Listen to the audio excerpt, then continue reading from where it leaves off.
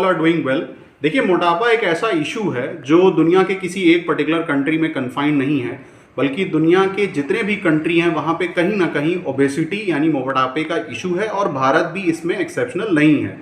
Recently प्रधानमंत्री मोदी ने अपने मन की बात में भी इस इशू को उठाया कि मोटापा एक इशू है और इंडिया को और इंडियन सिटीजन को फिट रहने की ज़रूरत है। इकोनॉमिक सर्वे 2023-24 की भी अगर आप बात करें तो वहाँ पे इस बात को बाकायदा हाईलाइट किया गया है कि इंडिया अगर डेमोग्राफिक डिविडेंड को का बेनिफिट एक्सपीरियंस करना चाहती है, उसका हासिल करना चाहती है, तो India needs to be fit. अब सवाल यहाँ पे ये है कि जो ये मोटापा है यानी ये जो ओबेसिटी है उसका इकोनॉमी से क्या लेना देना है। रीसेंट रिपोर्ट्स कुछ ऐसी हैं जिसको आप पढ़ोगे तो आपको समझ में आएगा कि ये एक राइजिंग इशू है। यानी इकोनॉमिक बर्डन अगर हम ओबेसिटी या मोटापे की बात करें तो वो जीडीपी का तकरीबन 1% है। माना यह जाता है कि अगर ये इसी रफ्तार से बढ़ता रहा तो इसका जो इकोनॉमिक इम्पैक्ट है वो 1% से 1.57% के बीच में पहुंच जाएगा। नेशनल फैमिली हेल्थ सर्वे भी कुछ इसी बात को की तरफ इशारा करता है। मेल और फीमेल दोनों में तकरीबन ये माना जाता है कि जो मोटापे का इशू है वो 3 से 4% इंक्रीज कर गया है।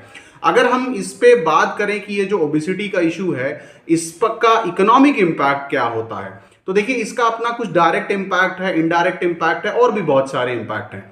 यानी अगर हम मोटापे की बात करते हैं तो देश में अगर मोटापा कॉमन होता जाए यानी लोग हेल्थ पे कम ध्यान दें तो उनके सामने एक बहुत बड़ा चैलेंज आएगा, वो है मेडिकल चैलेंज। यानी उनकी इनकम का एक बहुत बड़ा पोर्शन जो है वो मेडिकल या दवाओं पे या तरह तरह के टेस्ट पे जाने लगेगा, जिसकी वजह से जो हैप्पीनेस का पार्ट होता है उनकी लाइफ में वो कम होगा और वो अपनी इनकम का एक बड़ा पोर्शन मेडिकल की तरफ खर्च करेंगे, सेव नहीं कर पाएंगे और इकोनॉमी में कंट्रीब्यूट नहीं कर पाएंगे।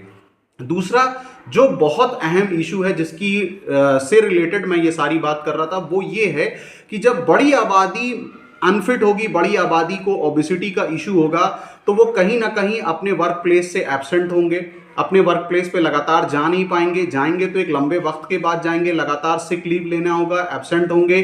प्रेजेंट अगर हो रहे हैं तो प्रेजेंट होने की सिचुएशन में भी वो उस लिहाज पे उस लेवल पे जाके आउटपुट जनरेट नहीं कर पाएंगे जो एक शायद फिट बंदा जनरेट कर सकता है।